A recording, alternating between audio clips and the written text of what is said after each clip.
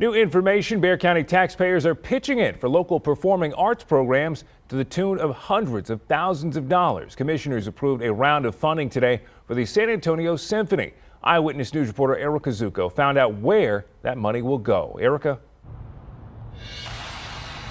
Well, Aaron, the symphony has faced funding shortfalls before, and each time the city, county, and donors have come together to help balance out the budget. Today, county commissioners approved about $350,000 for the symphony for the 2019 to 2020 season. County documents show that so far the county has given about $300,000 in this fiscal year, and that more than $700,000 was allocated the year before.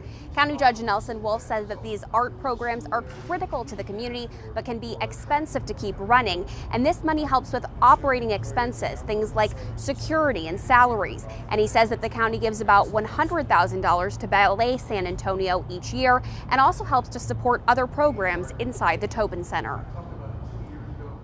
We built that to support local performing art groups. I think we have like 10 resident companies there now. And the symphony is by far the most important one there. When we went to the voters, we told them that's why we were building that center. So we want to be supportive of the symphony. It's very important to San Antonio. All the members of that orchestra are involved in education programs. We support something like 9 youth orchestras in the city, plus every school has them. So from an education component, as well as their performances, they're really critical to the community. And the county says that in addition to educating the community, these performing arts programs can also be enticing to prospective employers. Live from the Bexar County Courthouse, Erica Zucco, KENS 5 Eyewitness News.